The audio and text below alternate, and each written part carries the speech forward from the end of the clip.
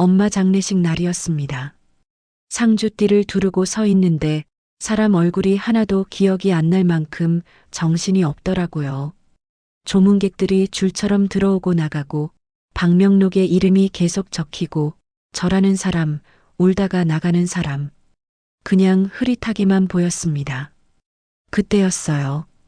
검은 코트를 입은 여자가 혼자서 천천히 장례식장 문을 들어왔습니다. 낯선 얼굴이었어요. 친척도 아니고 동네 이웃도 아니고 회사 사람도 아니었습니다. 그 여자는 방명록에 이름을 적고 두 손을 모은 채 엄마 영정 앞에 서서 한참을 서 있었습니다.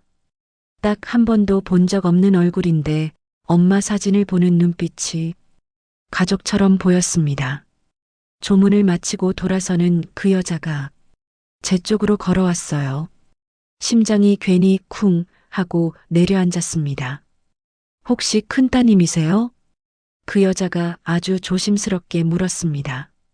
저는 상주라 웃는 표정도 못 지은 채 그냥 고개만 끄덕였어요. 그 다음에 나온 말이 문제였습니다. 저 이상하게 들리실 수 있는데요. 그녀가 잠깐 숨을 골랐습니다. 저도 따님이에요. 저도 딸이에요. 귀에 그 말이 딱 박히는 순간 뒤에서 향 냄새만 나던 장례식장이 갑자기 쿵 하고 조용해진 것 같았습니다. 옆에 서 있던 동생이 그 말을 듣고 고개를 획 돌려 그 여자를 쳐다봤고 제 뒤쪽에 있던 고모, 이모들까지 모두 그 자리에서 굳어버렸습니다. 그 여자는 도망칠 것처럼 땅만 보다가 천천히 고개를 들고 다시 말했습니다.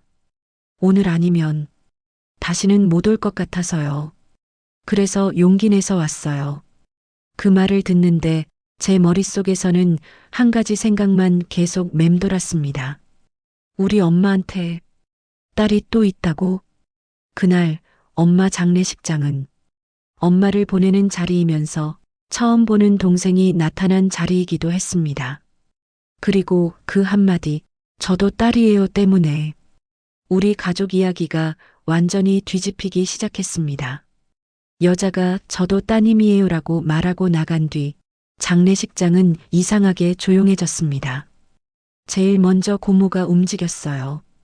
저를 어깨로 툭 치더니 귓속말을 했습니다. 지영아, 쟤 누구야? 내 동생이 둘이었어? 저는 대답을 못했습니다. 저도 처음 듣는 말이었으니까요. 조금 지나자 빈소 옆 작은 방에서 고모, 이모, 남동생, 남편까지 모두 모여 앉게 됐습니다. 고모가 먼저 말문을 열었어요. 이상하지 않니? 장례식 날 갑자기 나타나서 딸이라고 하는 사람 다 이유가 있는 거야. 이모도 거들었습니다. 요즘 세상에 보험금도 있고 집도 조금 있고 혹시 그거 노리는 거 아니냐? 남동생은 벽에 기대 서 있다가 툭 하고 말했습니다. 엄마가 우리 말고 딸이 하나 더 있었으면 내가 모를 리가 있어요? 모두의 시선이 다시 제 쪽으로 쏠렸습니다. 지영아, 엄마가 너한테 뭐라고 한 적 없어? 혹시 옛날에 이야기 비슷하게라도 꺼낸 적 없니? 저는 천천히 고개를 저었습니다. 엄마는 늘 나랑 승우 남동생 얘기만 했어. 다른 아이 얘기는 한 번도 한 적 없어. 잠깐 정적이 흐른 뒤 남편이 입을 열었습니다. 그래도 장례식장까지 찾아온 거면 뭔가 흔적은 있을 겁니다. 서류든 기록이든 무턱대고 쫓아내기 전에 한 번은 확인해 보는 게 낫지 않을까요? 고모는 바로 표정을 굳혔습니다. 너는 외가 일 잘 모른다. 이럴수록 단단히 지켜야 해. 괜히 인정해줬다가 나중에 어떻게 될지 몰라. 그 말을 들으며 제 마음도 같이 흔들렸습니다. 엄마가 정말 나한테 숨긴 게 있었을까? 아니면 저 여자가 거짓말을 하는 걸까? 머리가 복잡한데 상주실 문이 살짝 열리더니 문틈으로 수진 얼굴이 보였습니다. 그녀는 우리를 방해하지 않으려고 멀찍이 떨어져 있다가 살짝 고개만 숙이고 다시 복도로 나가버렸습니다. 그 뒷모습을 보는데 이상하게도 정말 돈 때문에 온 사람 같지는 않아 보였습니다. 하지만 그때의 저는 감정을 믿기엔 너무 지쳐 있었어요. 그래서 일단 이렇게 정했습니다. 지금은 장례부터 치르자. 그 후에 정말 딸인지 아닌지 확인해 보자. 그날 밤 엄마 영정 앞에 서 있으면서도 제 머릿속에는 엄마 얼굴과 함께 낯선 여자의 얼굴이 자꾸 겹쳐 보였습니다. 엄마, 정말로 나 말고 딸이 한 명 더 있었어요? 엄마 장례 치르던 중에 잠깐 집에 들렀다가 시작합니다. 발인 전날이었어요. 하루 종일 장례식장 안에만 있으니까 몸도 마음도 다 지쳐 있더라고요. 이모가 그러더군요. 지영아, 내일 입힐 옷이랑 엄마 쓰시던 물건 몇 개 챙겨오자.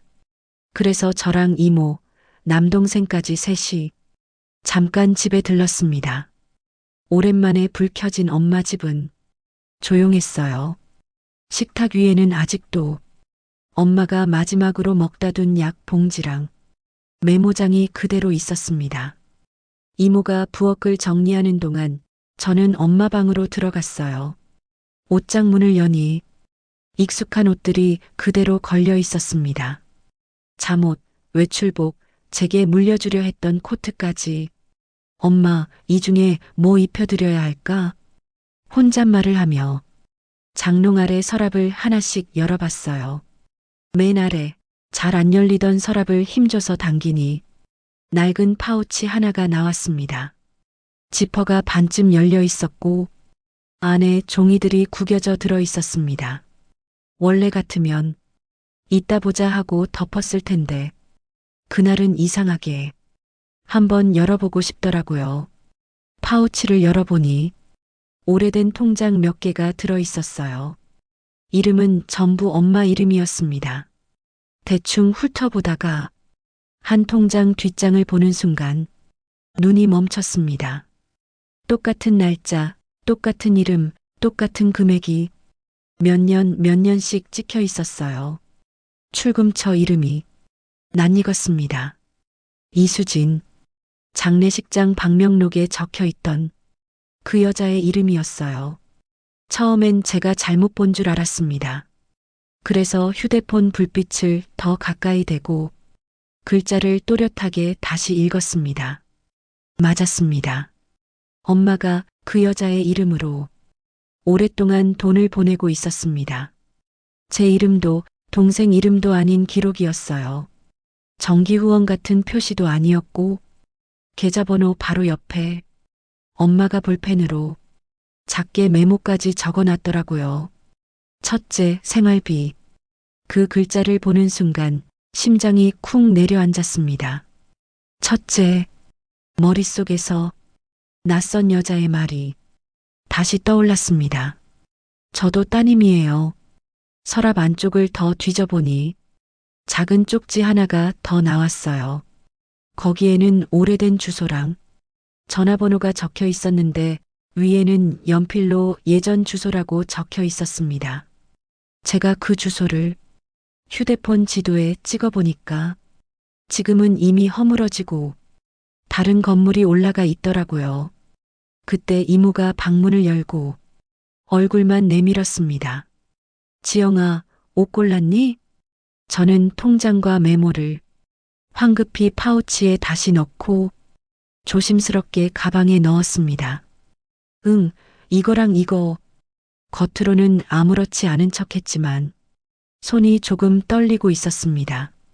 집을 나와 엘리베이터를 타는데 머릿속에서는 한 가지 생각밖에 안 돌았어요. 엄마, 도대체 언제부터 이 아이한테 돈을 보내고 있었던 거예요? 그리고 정말로 저 여자가 말한 것처럼 엄마의 첫째 딸이 맞는 걸까? 그날 밤 장례식장 상주실에 누워 있어도 제 머리맡에는 영정 사진 대신 그 통장 뒷장이 자꾸만 떠올랐습니다. 통장만으로는 믿기지 않아서 엄마 방을 다시 뒤져본 날 이야기입니다. 발인 당일 새벽이었어요. 하루만 더 지나면 엄마를 땅에 묻어야 하는 날이었죠. 장례식장에 있다가 저 혼자 다시 집으로 올라왔습니다. 도저히 그냥 보내기가 싫어서요. 이번에는 옷장 말고 서랍장 맨 아래 칸을 꺼내봤어요. 거기엔 각종 서류들이 아무렇게나 섞여 있었습니다. 주민등록 등본, 병원 영수증, 예전 월세 계약서 같은 것들 사이에 노란 고무줄로 묶인 편지 뭉치 하나가 눈에 들어왔습니다. 고무줄을 풀어보니 봉투 겉면에 적힌 이름이 전부 같았습니다. 받는 사람 이수진. 우체국 도장이 찍혀 있는 날짜를 보니 제가 초등학생이던 때부터 결혼하고 나서까지 오랫동안 이어져 있더라고요. 봉투 하나를 조심해서 뜯어봤어요. 엄마 글씨였습니다. 수진아, 잘 지내고 있니? 마음은 늘 내 옆에 있다. 언젠가 꼭 한번 얼굴 보고 싶은 날이 올 거야. 짧은 문장뿐인데 줄마다 미안하다라는 말이 꼭꼭 숨어 있었습니다. 편지 사이에서 사진 한 장이 떨어졌어요. 젊은 엄마가 아기를 안고 서 있었습니다. 제 나이쯤 되어 보이는 엄마 얼굴에 제가 처음 보는 표정이 찍혀 있었어요.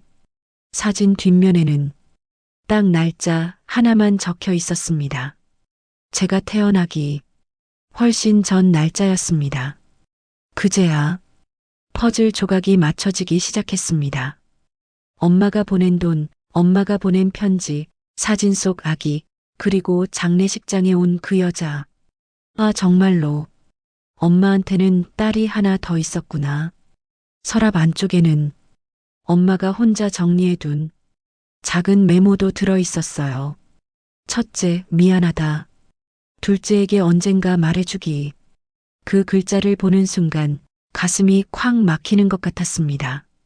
엄마는 마지막까지도 말을 꺼내지 못했는데 서랍 속 종이들만 진실을 들고 있었던 거죠. 편지 묶음이랑 사진, 통장까지 다 챙겨서 가방에 넣으며 조용히 중얼거렸습니다. 엄마, 이제는 내가 둘 다 정리해 볼게요. 나도 그 사람도 그날 이후로 그 여자를 이상한 여자라고만 부르긴 어려워졌습니다. 발인 끝나고 드디어 모여 앉아서 그 여자 정체를 마주보는 장면입니다. 발인이 끝나고 집으로 돌아왔을 때였어요. 엄마 영정은 거실 한쪽에 놓고 가족들이 둥글게 앉았습니다. 고모, 이모, 남동생, 남편, 그리고 조금 떨어져 앉은 그 여자, 수진. 저는 잠깐 숨을 고르고 가방에서 봉투 하나를 꺼냈어요. 이거 엄마 방에서 나온 거예요. 식탁 위에 통장, 편지 묶음, 흑백 사진 한 장을 차례로 올려놓았습니다. 고모가 먼저 통장을 집어들더니 눈을 가늘게 뜨고 거래 내역을 훑어봤어요. 이름이 이수진? 장례식장에 온 그 여자 이름이잖아. 이모가 편지 봉투를 하나 집어 받는 사람 이름을 소리내 읽었습니다. 이수진 주소, 보육원. 모두의 시선이 한꺼번에 수진에게로 향했습니다. 저는 조용히 말했어요. 언니, 아니 수진 씨. 이거 다 당신 이름이에요. 우리 엄마가 보낸 거죠? 수진이 두 손을 무릎 위에 올리고 한참을 말이 없다가 천천히 고개를 끄덕였습니다. 네, 저한테 온 거 맞아요. 그녀는 통장과 편지 묶음을 마치 오래 찾던 물건을 보는 것처럼 조심스럽게 손끝으로 만졌습니다. 저 시설에서 자랐어요. 어릴 때는 이름도 자주 바뀌었고요. 나중에야 이 통장, 편지 몇 통을 선생님한테서 건네받았어요. 수지는 시선을 떼지 않은 채 천천히 말을 이었습니다. 처음엔 엄마가 미웠어요. 왜 날 버렸지? 왜 한 번도 안 찾아오지? 그 생각만 했거든요. 고모가 입을 딱 다물었고 남동생은 팔짱을 낀 채 고개를 숙였습니다. 수지는 편지 한 장을 펼쳐들더니 엄마 글씨를 손가락으로 짚었습니다. 근데 이런 편지가 하나둘 쌓이니까 미움이랑 궁금함이랑 같이 생겼어요. 나를 버린 사람이 아니라 어쩔 수 없이 보낸 사람일 수도 있겠다는 생각이 조금씩 들더라고요. 저는 말없이 흑백 사진을 들어 수진 앞에 밀어놨습니다. 젊은 엄마가 아기를 안고 있는 사진. 이 아기 혹시 당신이라고 생각해 본 적 있어요? 수진이 사진을 보는 순간 눈이 살짝 붉어졌습니다. 처음 봐요. 근데 왠지 알 것 같아요. 저 맞는 것 같아요. 거실 공기가 이상하게 바뀌었습니다. 누구도 쉽게 말을 이어가지 못했어요. 돈 얘기를 꺼내던 고모도 의심하던 이모도 그냥 조용히 숨만 쉬고 있었습니다. 그때 남동생이 탁 하고 한마디 했습니다. 그래서 지금 원하는 게 뭐예요? 엄마 재산? 집? 보험금? 수진이 고개를 들었어요. 눈빛이 울컥하면서도 꾹 참는 표정이었습니다. 저, 솔직히 말하면 돈 생각 안 한 건 아니에요. 살면서 너무 힘들었으니까요. 근데 오늘 여기 온 이유는 그거 아니에요. 적어도 한 번은 영정이라도 보고 싶었어요. 그리고 엄마라고 속으로라도 불러보고 싶었어요. 그 말을 듣는 순간 제 안에서 뭐가 하나 툭 하고 부러진 것 같았습니다. 저는 손으로 통장과 편지 묶음을 한번 쓸어 올리며 천천히 말했습니다. 우리도 아직 정리가 안 돼요. 엄마가 왜 말을 못했는지, 왜 이렇게 숨겨놨는지. 근데 한 가지는 확실한 것 같아요. 엄마가 당신을 잊지는 않았다는 거. 그날 밤 우리는 결론을 내리지 못했습니다. 다만 한 가지 약속만 했어요. 장례가 끝나면 엄마가 남긴 걸 조금 더 찾아보고 그 다음에 딸이란 말을 다시 꺼내보기로. 그렇게 오신이 끝날 때쯤 저는 아직 모르는 게 하나 더 있었습니다. 엄마가 우리를 위해 짧은 유서를 남겨놨다는 사실. 장례식이 끝나고 사흘쯤 지났을 때였어요. 장례식장에서 전화가 왔습니다. 따님 되시죠? 고인께서 미리 맡기고 가신 봉투가 하나 있어서요. 남편이랑 같이 다시 장례식장 사무실로 갔어요. 직원이 조심스럽게 흰 봉투 하나를 내밀었습니다. 앞에는 엄마 글씨로 제 이름이 쓰여 있었어요. 손이 조금 떨렸습니다. 봉투를 뜯어보니 짧은 편지 같은 종이가 한 장 들어 있었어요. 맨 첫 줄에 이렇게 적혀 있었습니다. 나에겐 딸이 둘 있다. 딱 그 문장 한 줄에 숨이 멎는 것 같았습니다. 그 아래 줄에는 제 이름 그리고 이수진이라는 이름이 나란히 적혀 있었어요. 큰딸 지영이 평생 엄마 곁을 지켜준 딸. 둘째 수진이 멀리서만 지켜보게 해서 미안한 딸. 엄마 글씨는 중간중간 떨려 있었지만 단어 하나하나는 너무 또렷했습니다. 내가 살아있을 때 용기를 못 냈다. 대신 지영아, 언젠가 내가 내 동생 손을 한 번만 잡아줬으면 좋겠다. 편지를 읽다가 글씨가 눈물로 번져서 더 이상 보이지 않았어요. 남편이 옆에서 조용히 휴지를 건네줬습니다. 유산 같은 건 크게 남겨줄 게 없다. 그래도 조금 있는 건 둘이 나눠 써라. 돈보다 둘이 서로 의지해줬으면 좋겠다. 마지막 문장은 이렇게 끝나 있었습니다. 두 딸 다 내 딸이다. 사무실 밖으로 나와 주차장에 서서 한참 동안 말을 못했습니다. 지영아, 이제는 엄마 마음이 어느 쪽이었는지는 좀 알겠지? 남편이 조심스럽게 물었습니다. 저는 고개를 끄덕이면서도 속으로는 수십 가지 생각이 동시에 들었어요. 엄마는 왜 살아있을 때 말 안 했을까? 왜 나한테 이 부탁을 넘겼을까? 왜 하필 지금이야? 집에 돌아오는 길 제가 가방에서 편지를 꺼내 다시 한번 읽는데 맨 첫 줄이 또 눈에 들어왔습니다. 나에겐 딸이 둘 있다. 그날 밤 수진에게 전화를 걸어 이 유서를 보여주자고 말해야겠다고 결심했습니다. 이제는 낯선 여자로 남길 수 없는 사람, 엄마가 글로까지 적어 남긴 둘째 딸이니까요. 다음 날 나는 수진에게 전화를 걸었어요. 시간 괜찮으면 잠깐 볼 수 있을까? 집 근처 카페 구석자리에 앉아 엄마 유서를 테이블 위에 올려놨습니다.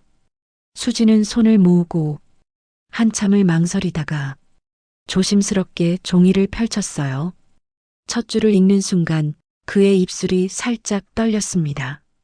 나에겐 딸이 둘 있다.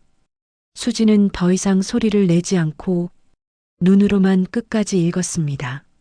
엄마가 쓴 자기 이름, 둘째 수진이라는 글자를 볼 때 눈가가 붉어졌어요. 진짜였네요. 속삭이듯이 말하더군요. 나는 커피를 한 모금 마시고 담담하게 말했습니다. 나도 이 편지 보기 전까지는 솔직히 반은 의심했어.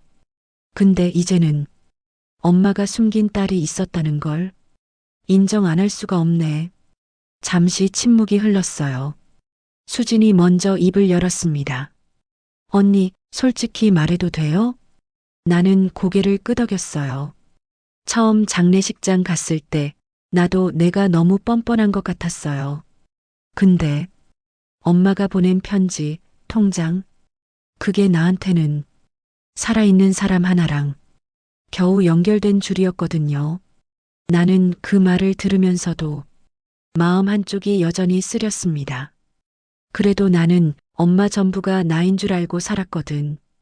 형제도 없다고 들었고, 그래서 처음에 너 보고 되게 억울했어. 수진이 고개를 끄덕였어요.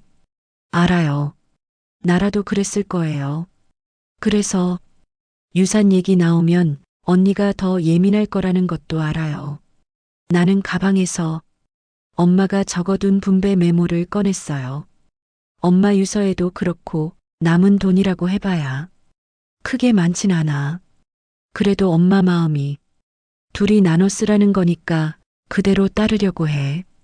수지는 잠깐 생각하더니 고개를 저었습니다. 저 돈 때문에 온 거 아니에요. 조금만 정말 필요한 만큼만 나눠주세요.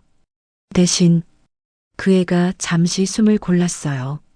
제사 그리고 기일에 나도 같이 와도 돼요? 그냥 한 번쯤은 딸 자리에 서보고 싶어서요. 그 말을 듣는데 가슴이 이상하게 뜨끔했습니다.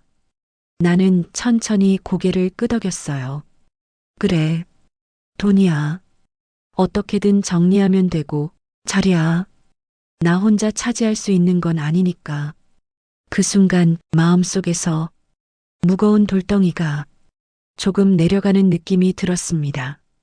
카페를 나가면서 나는 수진에게 조심스럽게 말을 걸었어요. 근데 말이야. 나보고 그냥 언니라고 불러줄래? 수진이 놀란 눈으로 나를 보더니 작게 웃으면서 대답했어요. 네 언니. 그 한마디가 낯설면서도 이상하게 따뜻했습니다. 그날 집에 돌아와 엄마 영정 사진을 바라보며 속으로 이렇게 말했어요. 엄마 원하던 대로 둘 다 딸 자리에서 시작해 볼게요. 느리더라도 시간이 조금 흐른 뒤 이야기입니다. 엄마 장례식이 끝나고 몇 달이 지났습니다. 문상때 쌓였던 과일 상자도 다 사라지고 집안에는 일상 소리만 남았어요. 근데 이상하게 조용해질수록 마음 한쪽이 더 허전해지더라고요. 엄마 기일이 다가오던 어느 날 제가 먼저 수진에게 전화를 걸었습니다. 그날 같이 갈래? 엄마 산소. 전화기 너머로 잠깐 조용하더니 수진이 대답했어요. 가도 돼요? 진짜로요? 당연하지. 둘 다 딸이라며 우리. 그렇게 약속한 날 우리는 산소 입구에서 만났습니다. 수진은 작은 꽃다발을 들고 있었고 저는 엄마가 좋아하던 귤을 한 봉지 들고 있었어요. 둘이 나란히 비탈길을 올라갔습니다.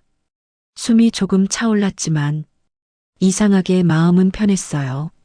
엄마 이름이 적힌 비석 앞에 서서 우리는 한참 말이 없었습니다. 먼저 수진이 작게 인사를 했어요. 엄마, 늦게 와서 죄송해요. 그래도 한 번은 꼭 오고 싶었어요.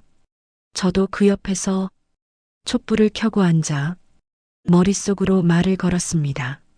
엄마, 말 안 해도 알아요. 나 혼자 버티게 하려고 비밀로 한 거. 이제는 같이 버틸게요. 나랑 수진이랑. 인사를 마치고 내려오는 길에 우리는 엄마가 자주 가던 시장에 들렀습니다. 단골 반찬 가게 사장님이 우리를 보더니 물었어요. 지영 씨, 옆에 분은 누구야? 엄마랑 어디 닮은 것 같은데? 저는 잠깐 숨을 고르고 웃으면서 대답했습니다. 우리 엄마, 다른 딸이요. 이제 같이 다닐 거예요. 말을 하고 나니까 가슴이 좀 이상했습니다.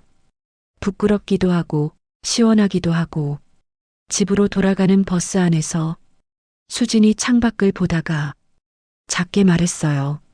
언니, 이제 나 진짜 엄마 딸 같은 느낌 들어요. 저는 장난처럼 대답했습니다. 그래, 이제 도망 못 간다. 명절마다 불러낼 거니까. 버스 창밖으로 노을빛이 번지고 있었어요. 그걸 보면서 문득 이런 생각이 들었습니다. 엄마가 마지막에 남긴 말, 두 딸 다 내 딸이다.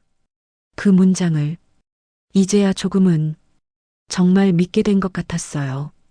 여기까지가 제 이야기입니다.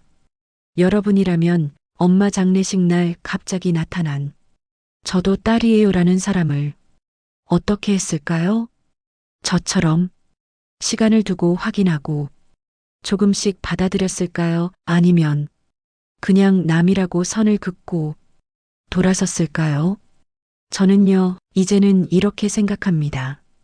가족이라는 건 혈액형보다 서류보다 돈보다 옆에 있어주는 시간이 더 큰 증거가 되는 거라고요. 앞으로는 엄마 대신 우리 둘이 서로 증인이 되어 보려고요.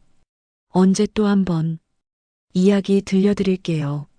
아직 우리 가족 이야기는 조금 더 남아 있으니까요.